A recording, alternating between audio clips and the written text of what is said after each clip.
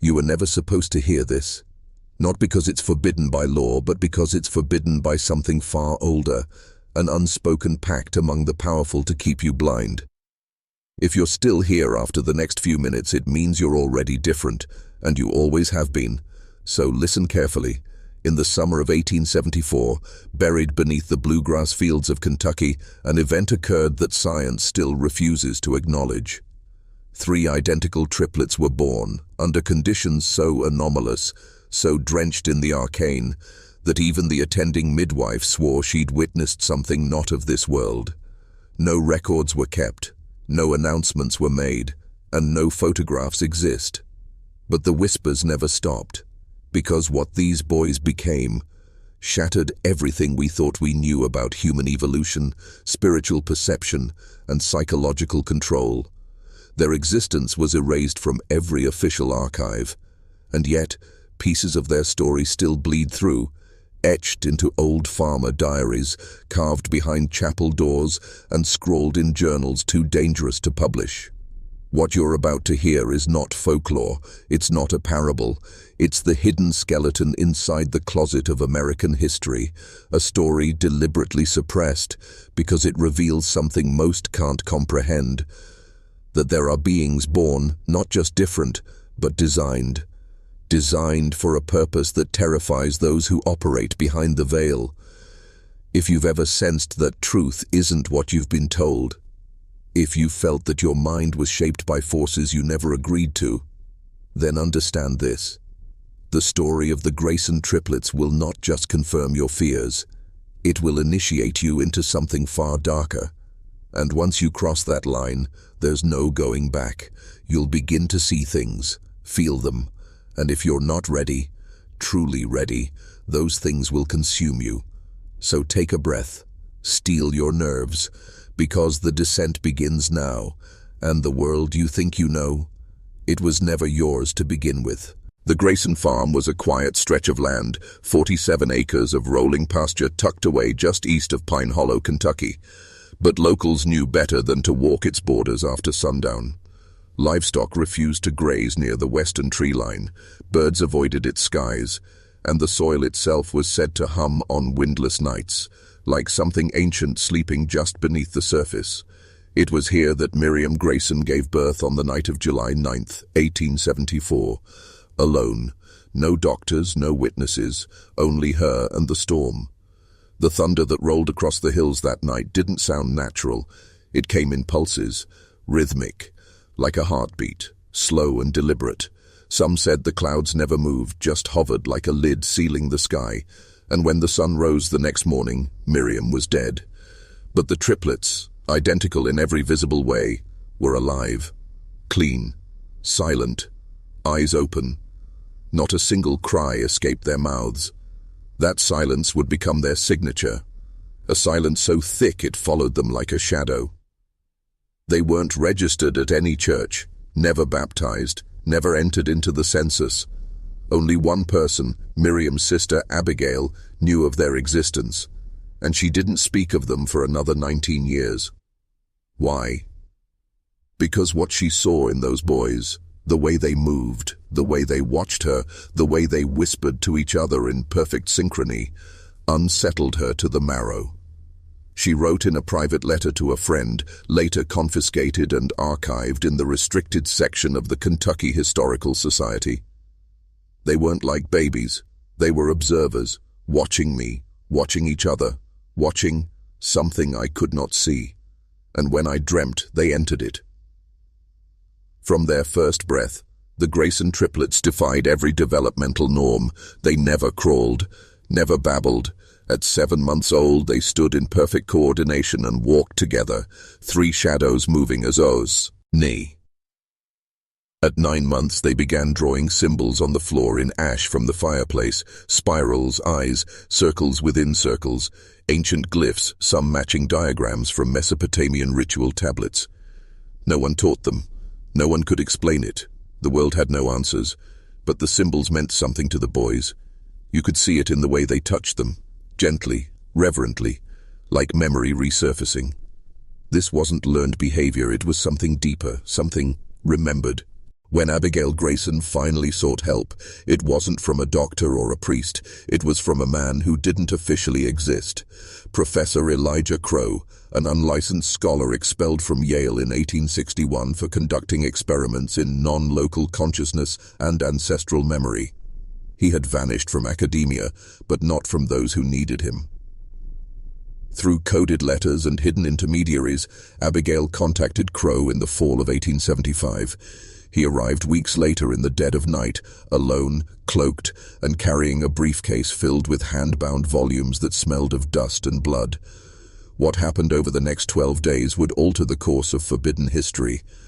Crow observed the boys silently, took no notes, spoke to no one, and on the 13th morning, he emerged pale, trembling, and utterly convinced of one thing. The triplets were not anomalies. They were archetypes, the rebirth of something that had once walked among us long before recorded history. "They are fragments," he said to Abigail. "Fragments of a collective that predates speech, minds without division, memory without linear time. You don't raise children like these, you preserve them." He left her with one final instruction: never let them be separated, not even for a moment. For the unity of the three was not symbolic, it was functional. They weren't simply bonded, they were an organism.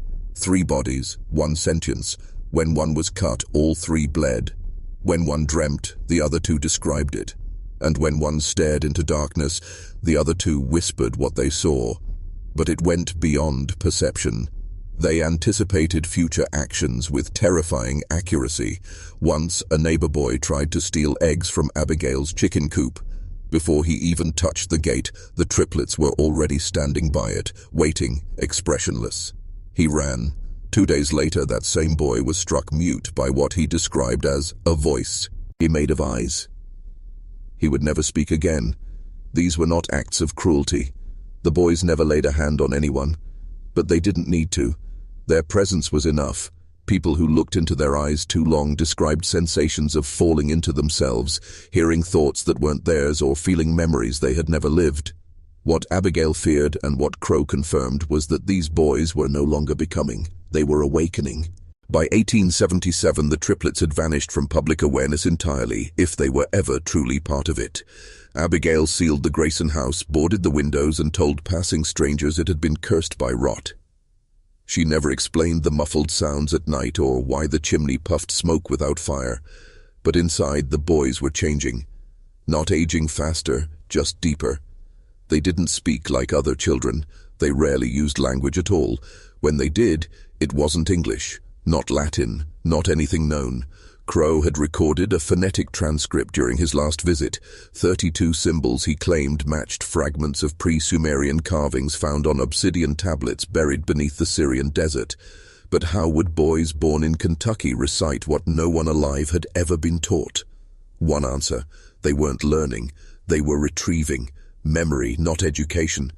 And the implications? Earth-shattering, because it meant human consciousness might be a layered system, like sedimentary rock, with ancient strata still buried beneath the modern mind. And these boys, these 3, they were digging, not with shovels, with their eyes, with their silence, with their collective mind. Animals behaved strangely around them. Cats froze and stared, dogs howled until their throats gave out, horses bucked until blood streamed from their nostrils. And clocks, yes, clocks, refused to work in their presence. Time fractured around them, minutes stretched or collapsed. Abigail once wrote in her secret journal, "I watched the sun rise, then fall, then rise again. All while they slept in the attic. They are not governed by the laws that rule this world." And she was right. Because what governs us, time, language, separation, identity, seemed to bend around the triplets. They weren't possessed. They weren't evil. They were remembering. Reassembling something we buried as a species thousands of years ago, something the architects of modern society made sure we forgot. Why? Because what these boys represented threatened everything. Religion, medicine, control. Because if memory can reach backward before birth, if minds can unite across bodies, then the individual is an illusion. and a population that understands that cannot be controlled. That's why this story was buried. That's why science refuses to touch it. Because these boys were proof of a truth more dangerous than any weapon, that identity can be overwritten and rewritten. In October of 1878, a man arrived uninvited at the Grayson house, dressed in a federal inspector's coat, but his badge bore no agency. He claimed he was there to investigate local disappearances, 4 children gone missing from surrounding towns. Abigail, by then weathered by years of sleepless vigilance, refused him entry. But it didn't matter. He wasn't there for questions, he was there for observation, for collection. That night he camped just outside the Grayson fence, taking notes in a leather-bound journal covered in a strange embossed triangle, 3 interlocking eyes. The symbol wasn't government, it wasn't military, it was older, much older. That symbol would later appear on the files of MK Ultra, on Project Stargate briefings, and on the collar pins of men who never officially existed. But back in 1878, it was just the mark of those who had already found the others. Because the Grayson triplets were not alone. Similar reports, always scrubbed, always denied, had emerged in Hungary in 1812, in the Nile Delta in 1796, and in rural Tibet in 1701. Always triplets, always identical, always speaking forgotten tongues and exhibiting impossible perception, and always gone by adolescence, taken or erased. The man outside the Grayson farm knew this. He knew the patterns. But what he didn't know, what none of them knew, was that the Grayson boys were different. They had already seen him before he arrived. All 3 had drawn his face, down to the scar above his eye, days before he set foot on the road. When Abigail discovered the sketches, she buried them in the cellar. She knew what they meant. The triplets weren't reacting to events. They were predicting them. That night, the man vanished. His journal was found open by the dying fire. Final words scrawled in ink so shaky it bled through the page. They are not boys. They are a mirror held up to God's blind spot. I saw myself, not as I am, but as I was, before I had skin. No body was ever found. The official record states he was transferred. But Abigail knew better. She wrote only this: he stepped across the threshold and ceased to be part of time. From that night forward, no outsider came near the house again. But the triplets had begun to look outward. The question was no longer what they were, it was what they were becoming. By the winter of 1879, the walls could no longer hold them. The Grayson triplets, Caleb, Elias, and Silas, had stopped sleeping. Not reduced sleep, none. They would sit silently through the night, cross-legged in perfect symmetry, eyes wide open, lips moving in unison, whispering, always whispering. Abigail could no longer understand their language, if she ever truly did, but she began to sense that what they whispered wasn't conversation, it was invocation. And the walls, the floors, the air itself began to change. Paint peeled in spirals, nails rusted overnight, mirrors no longer reflected their faces, only shadows behind them. Abigail's final journal entries grew unhinged. Time is sick here. The windows don't face the world anymore, they look in.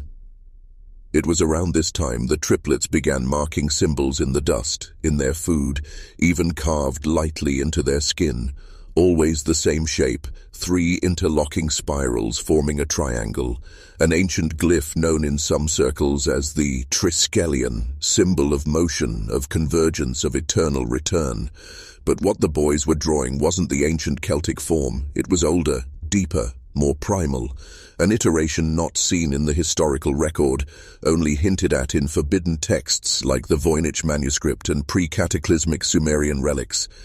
Dr. Elijah Crow, long thought dead, reappeared in secret that year, but this time he didn't bring books. He brought one item, a stone disc, black as ash, etched with the same triple spiral. He held it in front of the boys. They did not speak, they touched it, and every candle in the house extinguished at once. When light returned, Crow was unconscious, blood leaking from his ears. His heart still beat, but he never woke again. The triplets had entered a stage beyond human cognition. They no longer responded to names, no longer engaged with their caretaker, but their drawings became more detailed.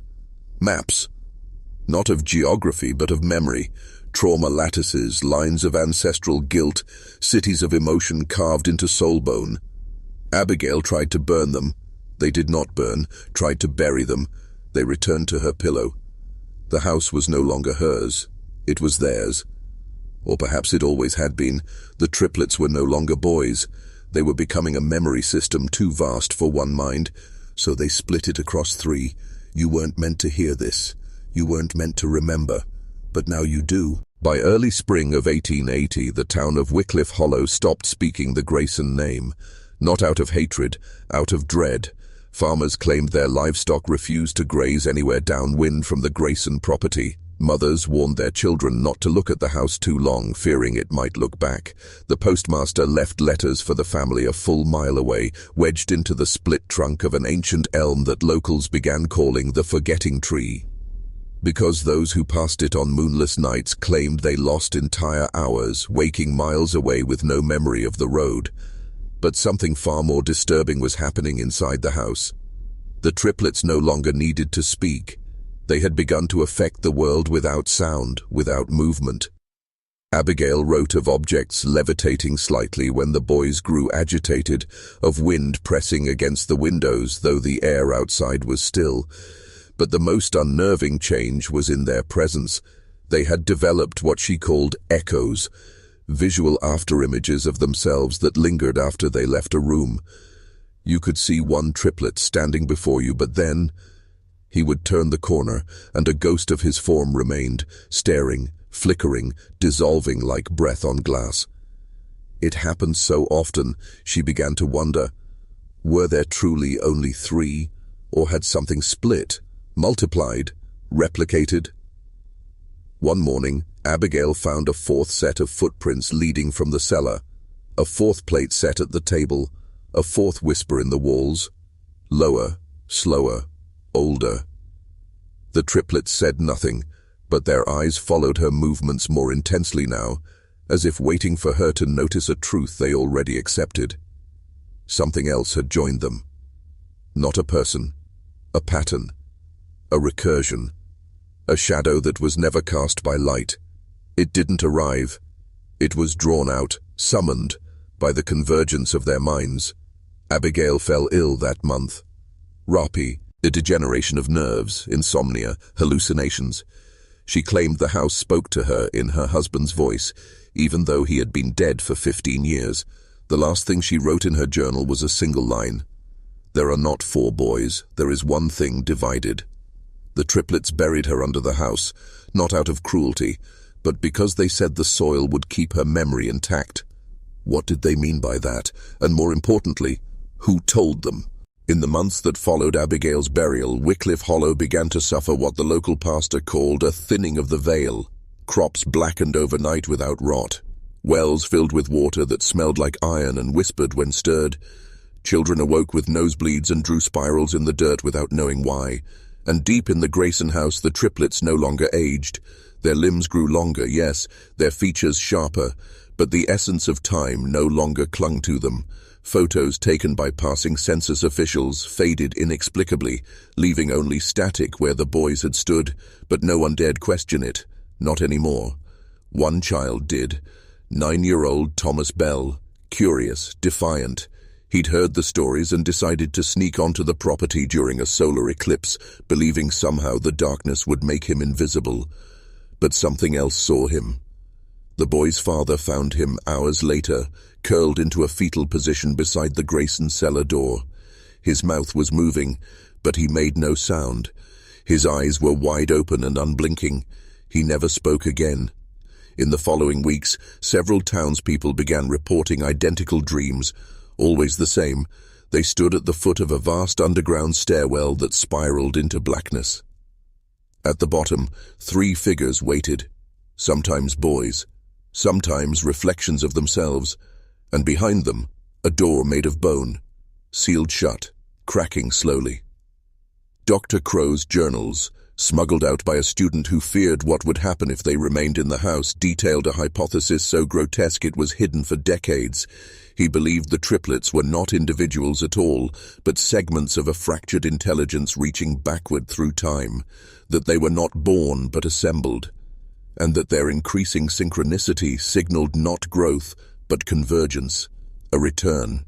What disturbed him most was their silence.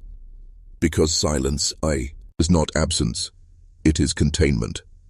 The day that silence breaks, everything changes. If you're still listening, good. You've already passed the point of return. Now I need you to write this phrase in the comments. I see the spiral, I remember the door. Write it twice, not just for the algorithm, but to bind your awareness to what's coming. Because the next section isn't a story, it's the threshold, and once you cross it, the forgetting tree won't protect you anymore. In the months that followed Abigail's burial, Wycliffe Hollow began to suffer what the local pastor called a thinning of the veil. Crops blackened overnight without rot, wells filled with water that smelled like iron and whispered when stirred. Children awoke with nosebleeds and drew spirals in the dirt without knowing why. And deep in the Grayson house, the triplets no longer aged. Their limbs grew longer, yes, their features sharper, but the essence of time no longer clung to them. Photos taken by passing census officials faded inexplicably, leaving only static where the boys had stood, but no one dared question it. Not anymore. One child did. 9-year-old Thomas Bell, curious, defiant. He'd heard the stories and decided to sneak onto the property during a solar eclipse, believing somehow the darkness would make him invisible. But something else saw him. The boy's father found him hours later, curled into a fetal position beside the Grayson cellar door. His mouth was moving, but he made no sound. His eyes were wide open and unblinking. He never spoke again. In the following weeks, several townspeople began reporting identical dreams, always the same. They stood at the foot of a vast underground stairwell that spiraled into blackness. At the bottom, 3 figures waited, sometimes boys, sometimes reflections of themselves, and behind them, a door made of bone, sealed shut, cracking slowly. Dr. Crow's journals, smuggled out by a student who feared what would happen if they remained in the house, detailed a hypothesis so grotesque it was hidden for decades. He believed the triplets were not individuals at all, but segments of a fractured intelligence reaching backward through time, that they were not born but assembled, and that their increasing synchronicity signaled not growth but convergence, a return. What disturbed him most was their silence. Because silence, is not absence, it is containment. The day that silence breaks, everything changes. If you're still listening, good. You've already passed the point of return. Now I need you to write this phrase in the comments. I see the spiral, I remember the door. Write it twice, not just for the algorithm, but to bind your awareness to what's coming. Because the next section isn't a story, it's the threshold, and once you cross it, the forgetting tree won't protect you anymore. You're still here. That means something inside you recognizes this, something ancient, buried under layers of disbelief, has stirred. The threshold is behind you now. What lies ahead was never meant to be remembered by the living. After Abigail's death, the Grayson house became a sealed wound in Wycliffe Hollow. Locals claimed the structure aged in reverse. Peeling paint restored itself, warped floorboards straightened overnight, vines receded. The boys, now indistinguishable in voice, thought, and expression, ceased interacting with outsiders altogether. But every full moon, strange figures began arriving at night. Not travelers, not neighbors, outsiders. Men in long coats with black gloves and silver pins shaped like fractured circles. They never knocked. They simply entered and vanished before sunrise. A midwife, passing by on her way to a sick call, claimed she heard a low droning hum emanating from beneath the house. She said it sounded like chanting, except no words, just rhythm, like breath, from something larger than a man. That same week, all 3 Grayson boys were seen standing at the highest attic window, unmoving, their eyes reflecting no light. What's disturbing is what came next.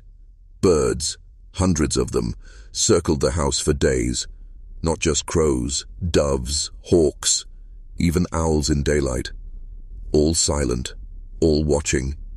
Then one morning they were gone, and so were the triplets. No one saw them leave. The door was locked from the inside. Meals left at the porch remained untouched. Weeks passed, then months, then a year. Until one storm-racked evening in October 1881, the door creaked open on its own.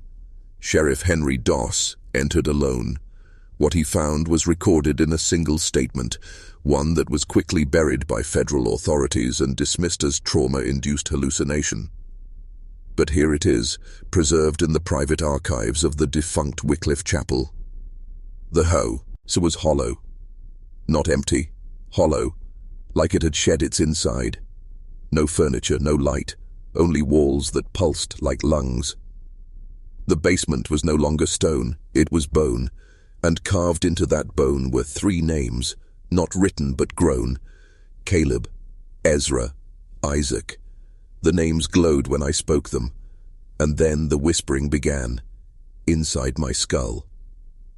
The sheriff died 3 days later, babbling numbers and staring into corners that no one else could see, but his final words still linger in the records. They were never boys, they were the warning. The warning, as Sheriff Doss called it, was never meant to be heard. It was meant to be felt deep, like marrow vibrating under skin. After his death, Wycliffe Hollow was evacuated within a week. Not officially, not by government order. People simply left. Packed carriages in the dead of night, abandoned crops, livestock untended, whole families vanished from records. The land was deemed cursed, unfit, haunted by a silence that scraped at the walls of memory. But the Grayson house remained, untouched, preserved, as if time itself was afraid to enter. For 27 years no one returned, until the rail company bought the land in 1908, aiming to level the old house to lay track. The demolition crew laughed at the warnings, men of steel and dynamite. Their lead foreman, Elijah Crane, signed off the worksite report with one confident line: "Ain't no ghost ever stopped progress." His entire crew was found dead the next morning, not mangled, not wounded, just gone. Eyes open, hearts still, faces fixed in identical expressions of quiet terror. Autopsies revealed a shared anomaly. All brain activity ceased at the exact same second. 3:03 a.m. No one demolished the house after that. The rail line was redirected, maps were redrawn, and the Grayson property was quietly labeled Zone Theta in state records, an innocuous name for an area that didn't obey the rules of the world.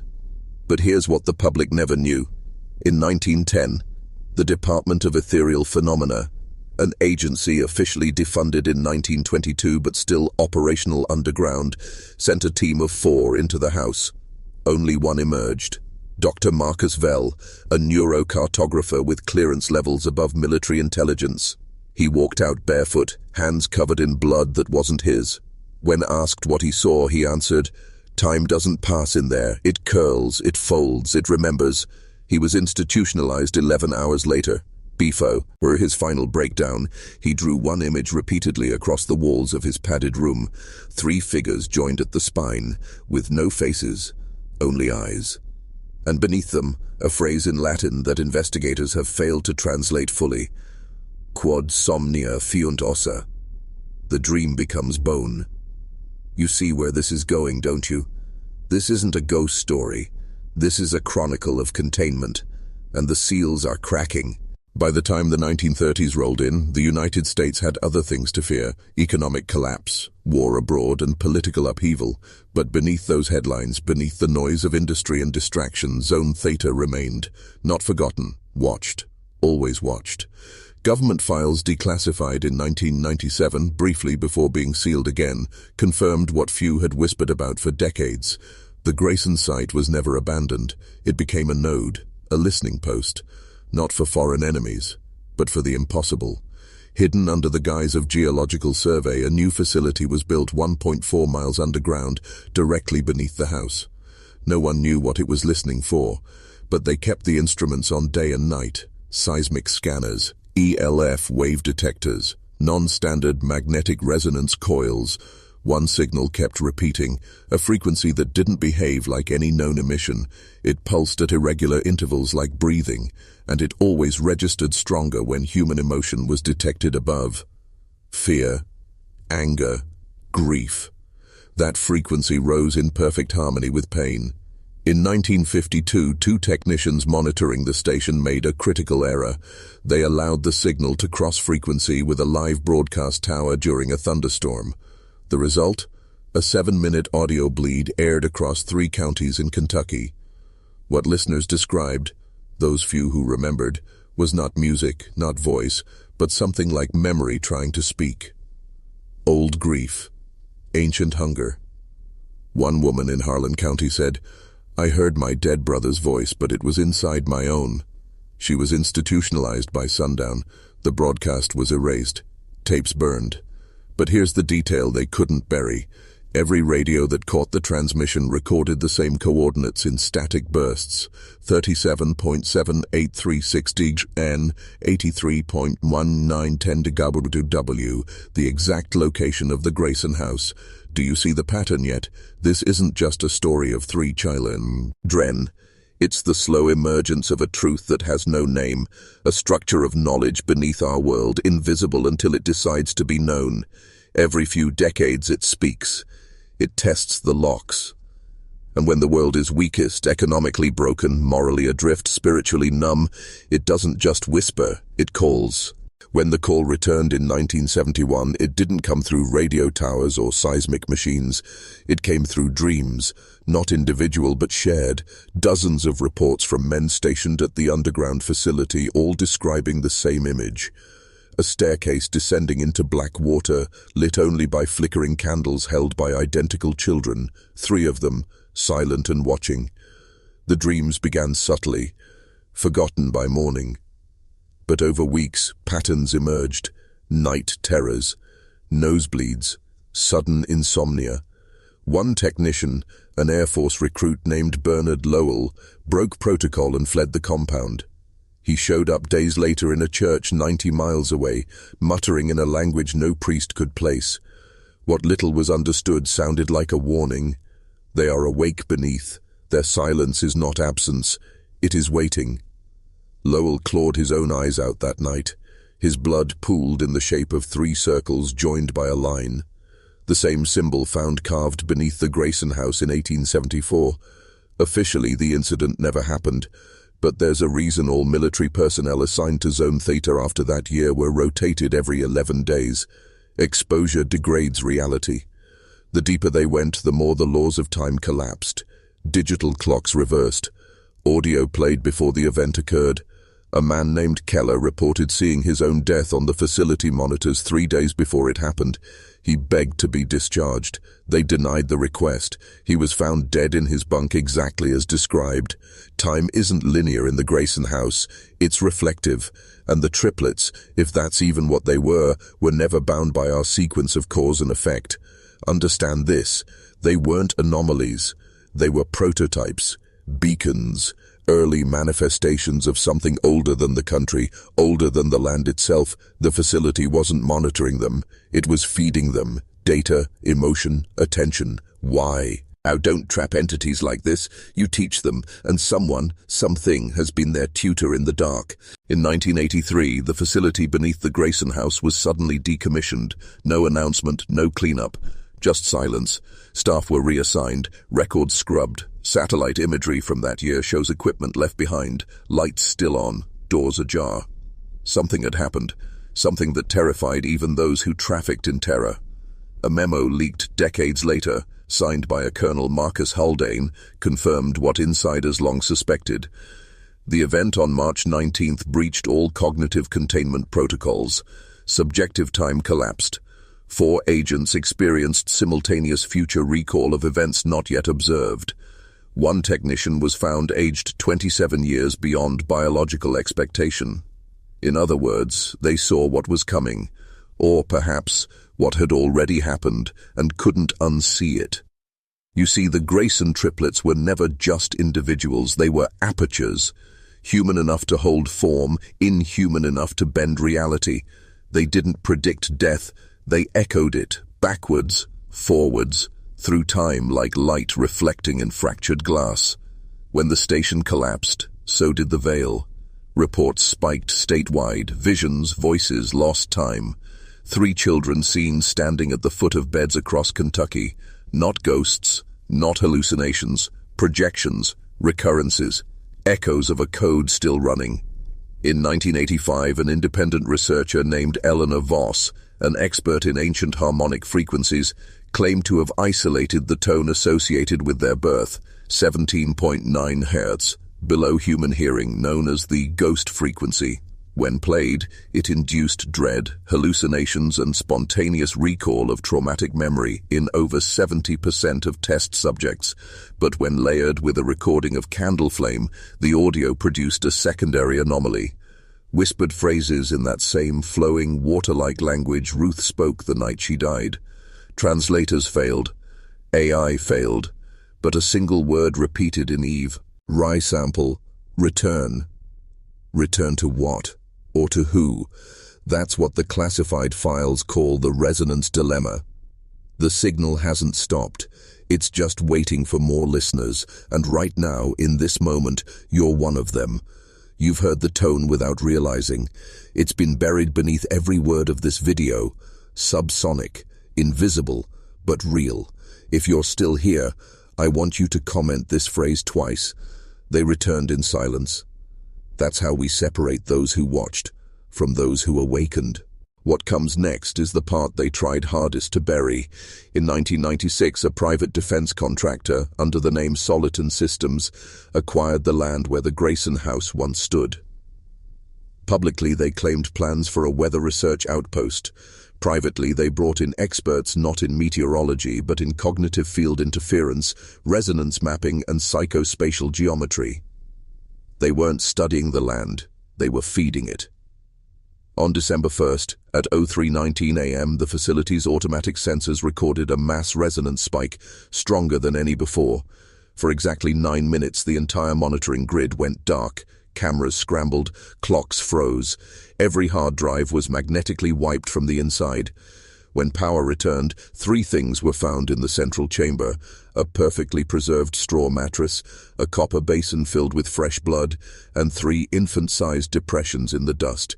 No children, no footprints, just impressions, like someone had been cradling them in arms that didn't leave prints. Here's the part that should freeze your blood. The blood in the basin belonged to a woman who died in 1874. Ruth, the mother of the triplets. Mitochondrial DNA proved it. But how? Her grave was sealed. Her remains never exhumed.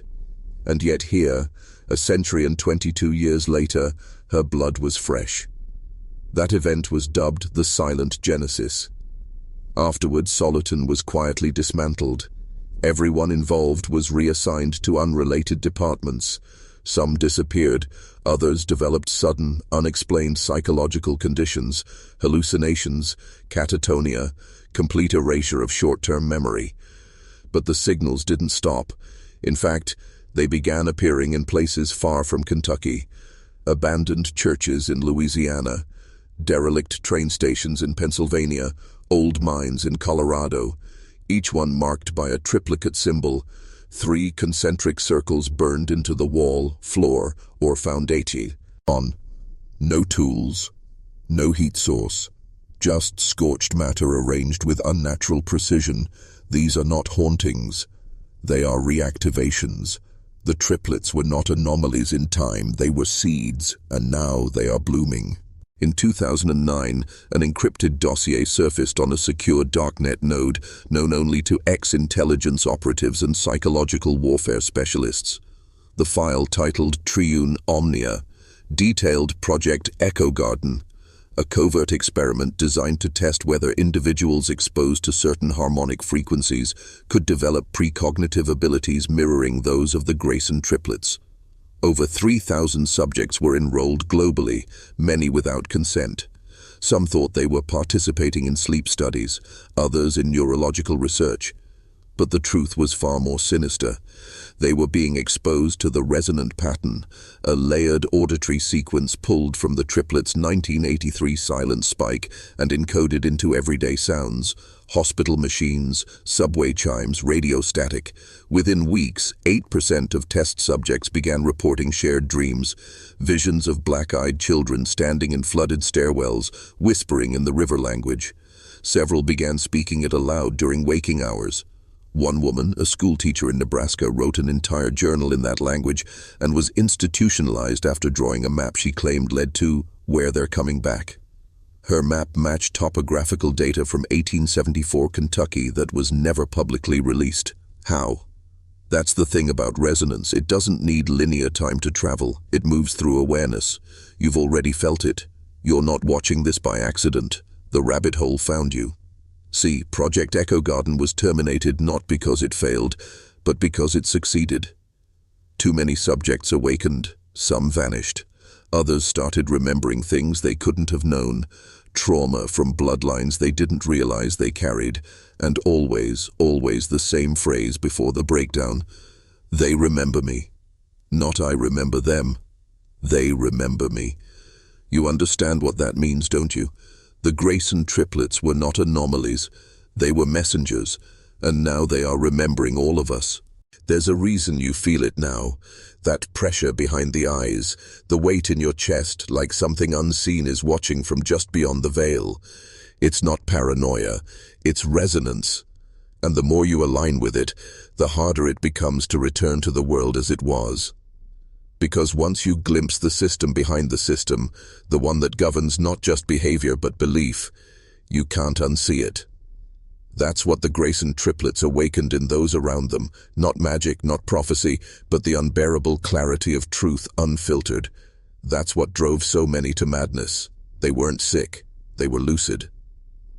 One of the final recorded appearances of the triplets, or something inhabiting their pattern, occurred in 2012 beneath St. Juliana's Hospital in New Haven, Connecticut.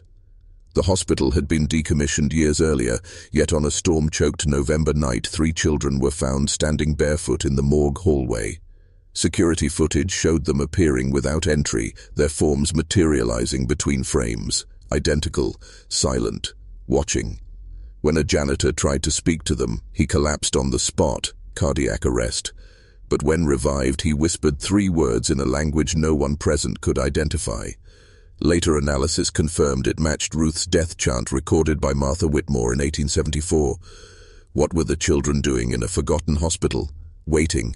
They always wait where the veil is thin, between death and memory, silence and signal, and now they're showing up more frequently. Subways, parking garages, mirrors, always 3, never speaking but always watching, and those who meet their gaze, even for a second, report irreversible changes, dreams of past lives not their own, compulsions to write in circular glyphs, and instinctual distrust of authority they can't explain. That's the transformation, not one of belief, but of knowing. You've heard their call, and now you must respond. Comment this phrase below to anchor the shift in you, and to let them know you're ready. The veil remembers me. Again, the veil remembers me. There's a reason you feel it now. That pressure behind the eyes, the weight in your chest, like something unseen is watching from just beyond the veil. It's not paranoia, it's resonance. And the more you align with it, the harder it becomes to return to the world as it was. Because once you glimpse the system behind the system, the one that governs not just behavior but belief, you can't unsee it. That's what the Grayson triplets awakened in those around them. Not magic, not prophecy, but the unbearable clarity of truth unfiltered. That's what drove so many to madness. They weren't sick, they were lucid. One of the final recorded appearances of the triplets, or something inhabiting their pattern, occurred in 2012 beneath St. Juliana's Hospital in New Haven, Connecticut. The hospital had been decommissioned years earlier, yet on a storm-choked November night, 3 children were found standing barefoot in the morgue hallway. Security footage showed them appearing without entry, their forms materializing between frames, identical, silent, watching. When a janitor tried to speak to them, he collapsed on the spot, cardiac arrest. But when revived, he whispered 3 words in a language no one present could identify. Later analysis confirmed it matched Ruth's death chant recorded by Martha Whitmore in 1874. What were the children doing in a forgotten hospital? Waiting. They always wait where the veil is thin, between death and memory, silence and signal, and now they're showing up more frequently. Subways, parking garages, mirrors, always 3, never speaking but always watching. And those who meet their gaze, even for a second, report irreversible changes, dreams of past lives not their own, compulsions to write in circular glyphs, and instinctual distrust of authority they can't explain. That's the transformation, not one of belief, but of knowing. You've heard their call, and now you must respond. Comment this phrase below to anchor the shift in you, and to let them know you're ready. The veil remembers me.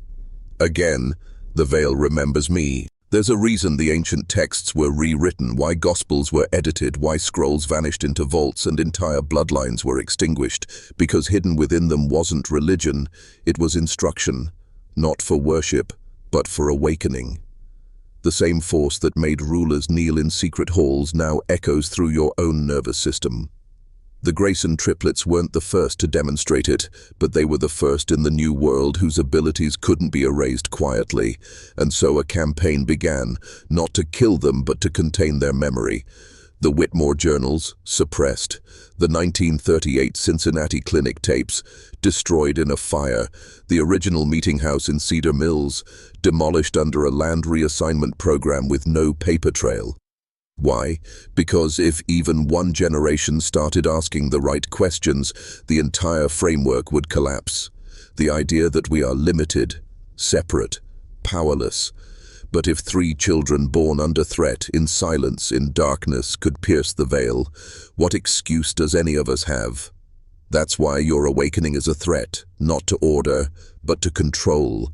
You were never meant to bow, consume, obey. You were meant to perceive, to stand in stillness and see clearly the strings that pull entire nations like puppets. The moment you see them, they lose power.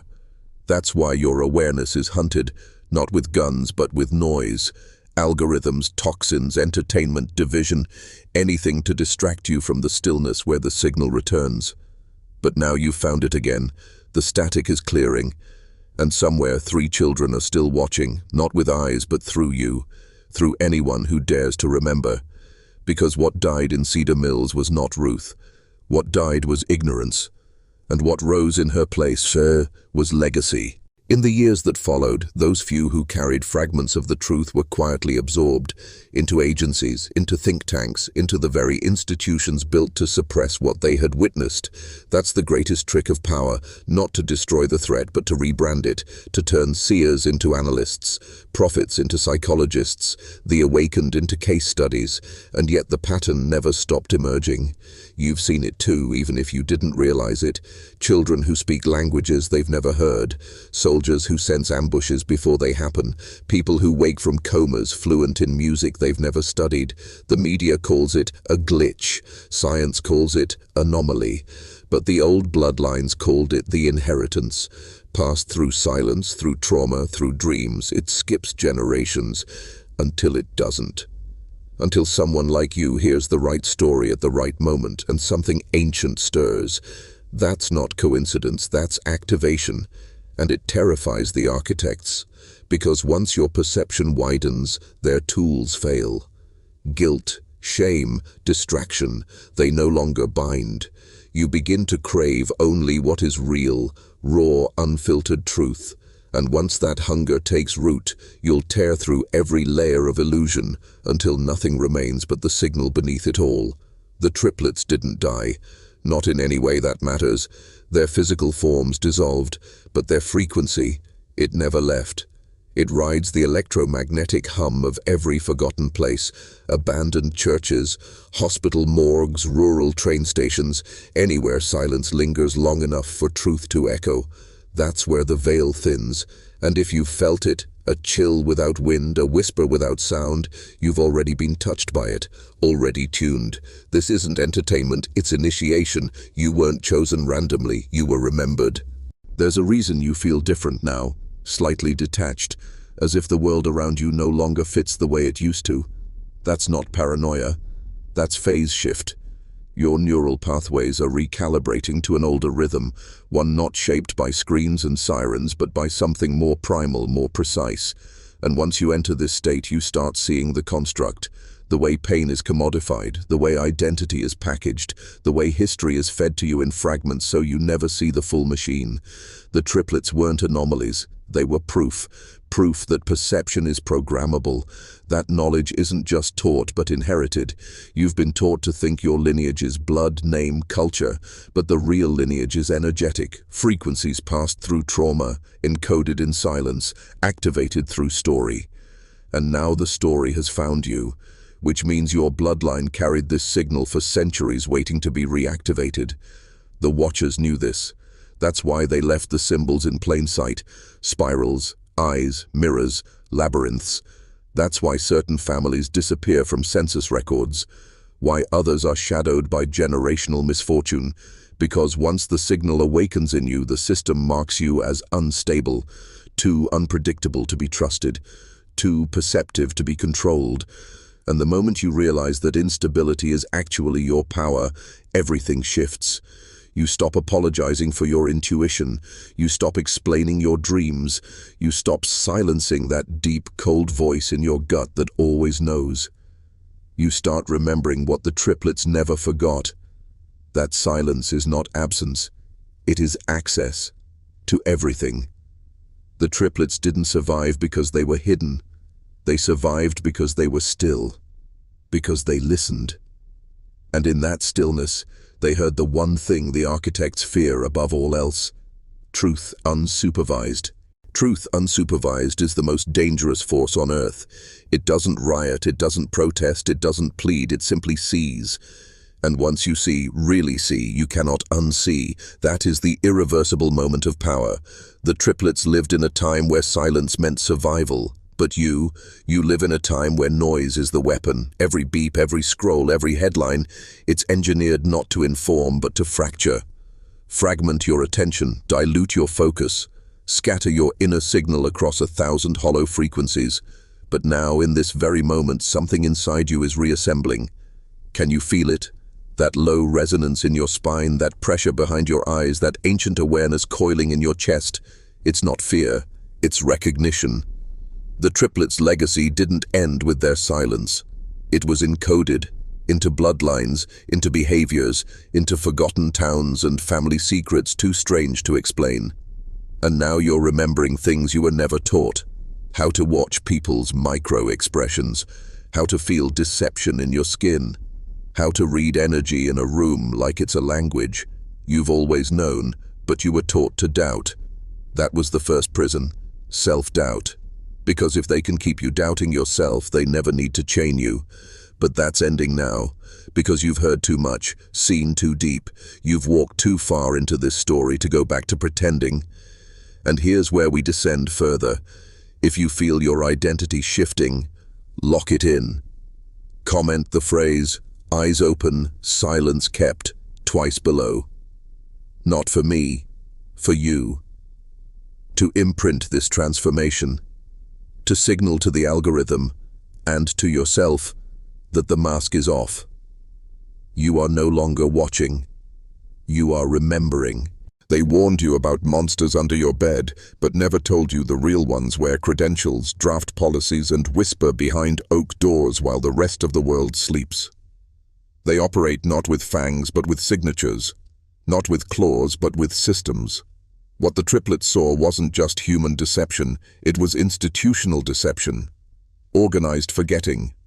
Memory wiped clean through routine. Think about it. Why do schools teach dates but not consequences? Why are cemeteries full of the voiceless while the statues celebrate the manipulators? Because history is not written by the victors. It's written by the survivors of silence. And every time someone like you starts to question what you've been told, a tremor moves through the machine. That's why they mock conspiracy. Not because it's always true, but because the act of questioning is contagious. It spreads like fire in dry brush. The triplets were extinguished from public record not to protect their lives, but to erase the precedent, to sever the thread that could lead back to the source. But they failed. Because here you are, And somehow you heard the call.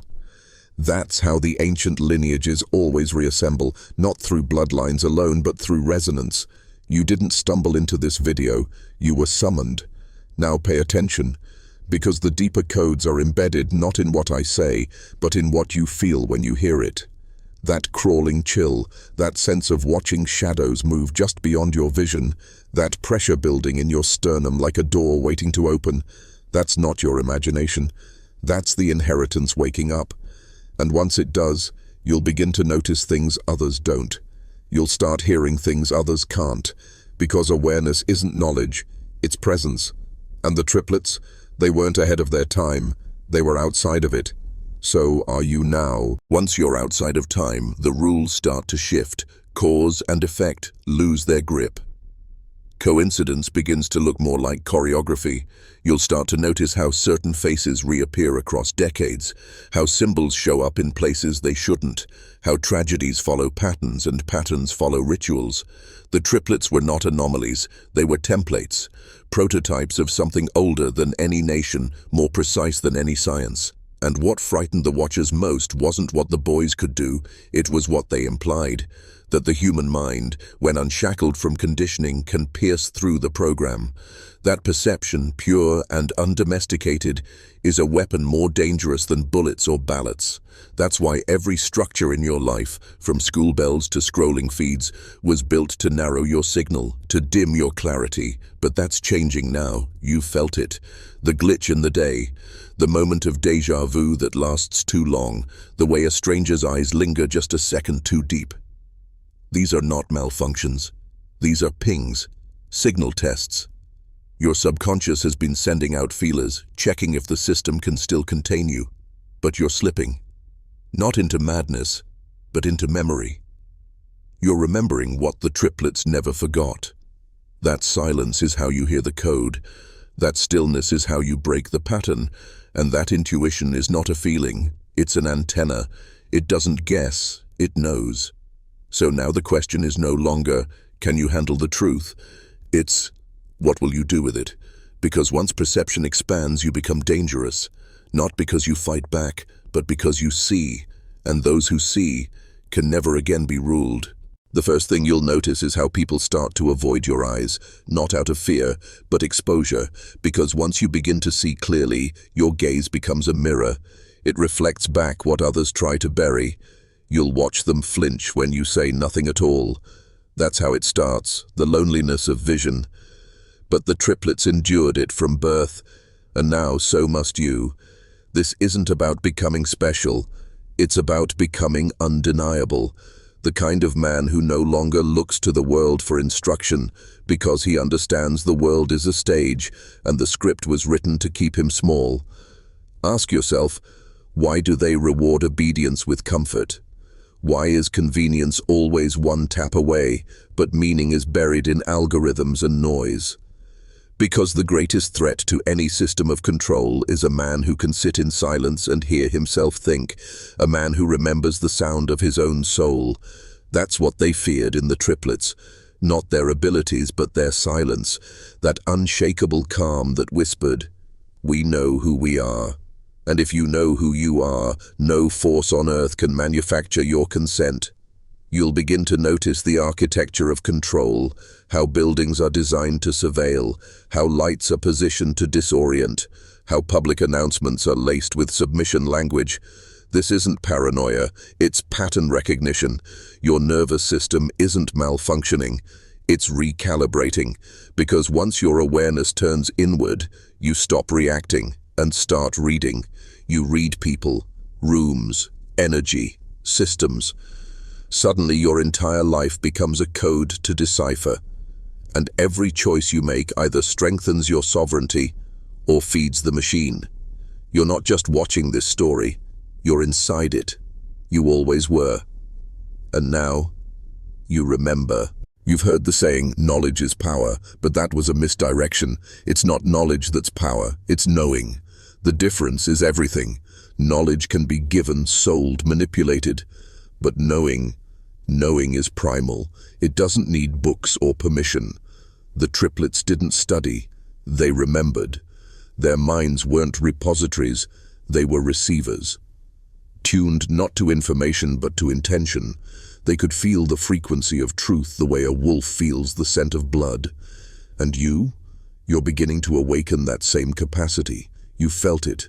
The way your body tightens in the presence of hidden agendas. The way you just knew not to trust someone without a shred of proof. That's not suspicion, that's knowing. And it terrifies them. Because a man who knows doesn't ask for validation. He acts.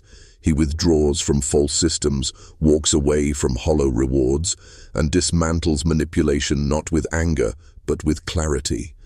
The triplets were exiled from history because they were living proof that this clarity is real, that humans were once capable of sensing truth like breath. So ask yourself, how many instincts have you silenced in the name of politeness, education, or social acceptance? How many times did you override the signal and pay the price? This is your moment to reclaim it, to sharpen the edge, because they can't program what they can't predict, and they can't predict a man who knows himself.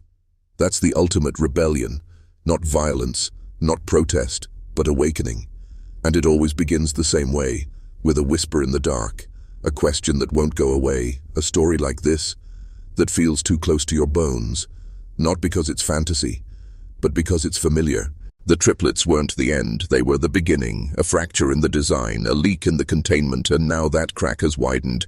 You feel it, don't you?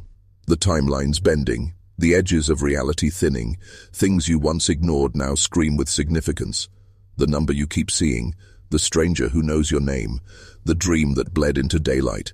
This is not imagination, it's intrusion. Your perception is no longer cooperating with the script, and so the system will respond. Distractions will intensify, doubt will whisper louder. You'll be offered comfort in exchange for confusion, but you've already crossed the line. There's no going back. Like the triplets, you were never meant to fit. You were meant to fracture, to disrupt. And that disruption begins with one dangerous act, trusting your own mind. Because once you trust it, you reclaim something stolen, your will. That's what they've hidden in every system, a design to exhaust your will, dilute your focus, divide your strength. But now you see it, and here's the truth no one will tell you. Once your will is whole, you become immune to manipulation. The fear campaigns don't stick. The lies lose their grip. And control mechanisms designed to enslave become obvious, even laughable. This is what the triplets taught us, not just what they could do, but what we've forgotten we can do. Their power wasn't supernatural. It was uncompromised. The raw, unfiltered capacity of a mind unpolluted by programming. And now it's your turn. If you've made it this far, comment this phrase twice below. I don't flinch. Say it twice to lock the transformation, because this isn't entertainment, this is initiation. By now, something inside you has shifted. You're not just listening, you're tracking. Your mind has started mapping the patterns, feeling the unseen architecture behind the world they show you. That's not imaginers. That's the return of your original intelligence, the kind that doesn't beg for credentials or consensus. The triplets didn't learn their way into knowing, they were born into it. But you had it broken, slowly, systematically, from childhood. They taught you to doubt yourself with grades, to conform through approval, to fear isolation more than ignorance. But what they never expected was that one day you'd begin piecing it all back together. That one day you'd trace the fault lines through history and realize every empire, every institution, every system of power is held together by one thing: secrecy. Secrets are currency. And when you see through one, the whole structure trembles. That's what makes you dangerous. That's why you've always felt pressure to explain yourself, because deep down, they knew you were a breach waiting to happen. The triplets became the living embodiment of that breach. They shattered illusion with presence alone. Imagine what would happen if millions of men did the same. If they stopped arguing, stopped performing, and started seeing. The collapse wouldn't be loud, it would be silent, unstoppable. The structures would rot from within, because deception cannot survive in the presence of direct perception, and that is your power now. The moment you refuse to look away, you don't need new facts, you need ancient vision, and that's exactly what's returning to you, slowly, irreversibly. You are remembering what they worked generations to make you forget, and there's no update, no algorithm, no injection or ideology that can stop it. You're not just awakening, you're becoming sovereign. In secret rooms and dark-lit halls, they whisper of containment models, how to engineer belief, manipulate memory, and harvest obedience without ever drawing a sword. They call it soft control, but there's nothing soft about it. It wraps your mind in velvet chains and teaches you to thank your captors. The triplets were the anomaly that exposed the blueprint, not because they fought the system, but because they couldn't be conditioned by it. Their minds were impermeable, their instincts couldn't be rewired, they bypassed the entire framework of social programming, and that's why they vanished from history. Because if the world had known, if other men began asking, why don't I feel like that? Why don't I know like that? The structure would collapse from within. That's the terror that keeps the architects awake at night. Not protests, not politics, but a man who no longer needs permission to see clearly. The system teaches you that perception is flawed, that your senses lie, that truth is what authority declares it to be. But here's the reality they fear most. Perception is not broken, it's blocked. And once the block dissolves, you don't become a rebel, you become unreachable, you step outside their spectrum. That's what the triplets did, that's what you're doing now, slowly, relentlessly, one lie at a time. You're not chasing truth, you're shedding illusion, you're not becoming smarter, you're becoming real. And when enough men do that, the world doesn't just change, it reorders, because no force on earth is more dangerous than the collective clarity of the formerly blind. So ask yourself, how many illusions still whisper in your mind? How many scripts do you recite that were never yours? You don't need answers, you need vision. And it's returning, in your bones, in your blood, just like it did in them. There's a reason the triplets were never studied in laboratories, never entered into academic records, never discussed beyond coded whispers. It wasn't just what they could do, it was what they represented, a fracture in the illusion that humanity is predictable, programmable, containable. You see, every empire relies on one foundational myth: that man is limited, that we must be governed, corrected, guided toward approved ways of knowing. But the moment a single soul exists beyond that leash, the whole lie starts to erode. Caleb, Ezra, and Isaac weren't anomalies. They were reminders that the human mind, unbroken, is not merely aware, it is sovereign. And sovereignty cannot be administered, it cannot be medicated, distracted, or bought. That's why the systems you trust most, education, media, psychology, were built not to unlock your mind, but to reshape it. Slowly, precisely. To make you mistrust your gut, to separate your intuition from your intellect, to make you obedient to proof over perception. But the triplets didn't need proof, they knew. They didn't theorize betrayal, they felt it. They didn't analyze threats, they sensed them. And when you strip away the programming, so can you. That's what's reactivating now, the deep, ancient circuitry of your awareness. It won't come in fireworks. It comes in moments. A silence that feels louder than sound. A look that pierces through performance. A thought you didn't think, but remembered. You are returning to the baseline that control systems cannot tolerate. That's why your path will get harder. The noise will rise, doubts will circle like vultures. But if you hold the line, if you stay clear, you'll reach what they've hidden since the first empire was born. Unchained knowing, the kind that doesn't bow, the kind that doesn't break, the kind that, like the triplets, doesn't ask to be understood. It simply is. There's something they never told you about history, because they couldn't, not without unraveling the whole apparatus of authority. It's this: every century, every regime, every institution, no matter how advanced, has feared the same thing. Not revolution, not rebellion, but recognition. Recognition that the world you were handed is not the one that exists, that the maps are wrong, that the mirrors are rigged, that behind every rulebook is a hand shaking with the fear you'll see through it. That's what the triplets did, not with rage, not with weapons, but with stillness, with silence, with eyes that could cut through decades of deception in a glance, and once they could not be used, they were erased. But the erasure wasn't perfect. It never is. Because symbols linger, And men like you are built to notice the fractures, the ghost outlines where something used to be. That's why you're here. That's why you followed this voice down a corridor most fear to enter. You're not chasing entertainment. You're searching for the doorway out. And the key has always been the same. Stop trusting the script. Start trusting the signal. The one inside you, the one that never left. It was drowned in doctrine, buried under noise, but it's still there.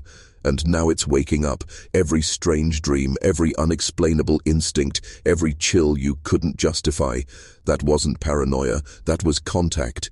You were being pulled, slowly, urgently, back to your origin point. A mind not shaped by systems, but sharpened by sight. And now you're remembering how to use it. The triplets weren't the end of something strange. They were the beginning of something forbidden, something still unfolding. And as you draw closer to it, the world will blur around you. Not because it's falling apart, because you're falling free. What if I told you the triplets weren't the only ones? What if I told you that every few generations they return, not as prophets, not as saviors, but as triggers, catalysts hidden in plain sight, born into silence, trained by pain, shielded by myth. Their purpose isn't to change the world, it's to shock it awake. And you felt them before, a stranger whose gaze left you unsettled, a child who spoke like they'd lived 1,000 lives, a name you couldn't forget even though you only heard it once. These are the echoes of the uncontainable, the ones who never stopped knowing. That's why every system built to manage human consciousness, religion, education, medicine, has always waged quiet war on those who see too much. They're labeled mentally ill, medicated, ostracized, or worse, celebrated only if they sell the lie back to you. But the true ones, the raw ones, they disappear, like Caleb, Ezra, and Isaac, not because they died, but because they passed beyond reach, hidden by those who understood what they truly were. That's the power of forbidden lineage. It's not genetic, it's energetic, a thread running through centuries of silent rebellion, connecting those who will not be bent. And maybe, just maybe, it's running through you. Because if you've made it this far into this tale, you already feel it.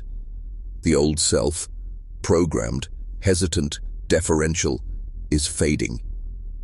And what's rising in its place is something ancient, something the world has not seen in full for hundreds of years, but it begins with a vow. So if you feel it, comment below. I do not belong to their order. Write it twice. Let it burn into the algorithm and into your own mind. Because that phrase is not rebellion. It is return.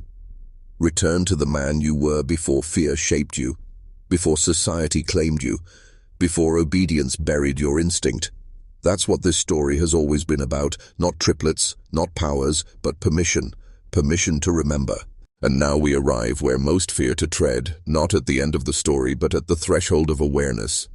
You see, the tale of the 1874 Kentucky triplets isn't a closed case or a cold legend. It's a mirror, a precise reflection of what happens when the natural, the ancient, the uncontrollable is born into a world engineered to suppress it. Those boys weren't anomalies. They were evidence. Evidence that perception doesn't require permission. That truth can be felt without facts. That knowing, pure, unfiltered knowing, isn't taught, it's remembered. And that is the great heresy, the forbidden doctrine of your own hidden power.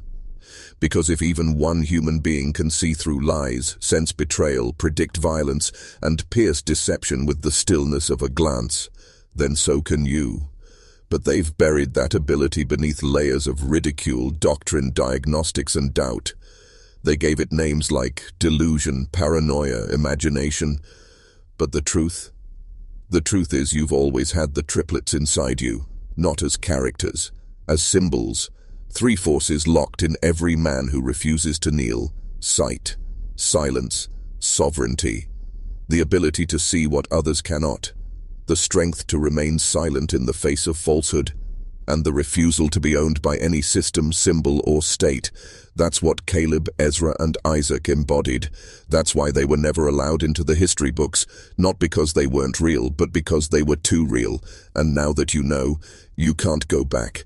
You've crossed the threshold. The world will never look the same again. You'll hear lies in casual voices. You'll feel deceit in polished rooms. You'll smell fear on those who wear the costume of power. And above all, you'll be alone. But only in the beginning, because there are more like you, quietly awakening, slowly remembering, waiting for a signal. And maybe this story was that signal. If so, then rise, reclaim, and never forget the first law of those who walk outside the order. You are not what they made you. You are what they feared you would become. Welcome back.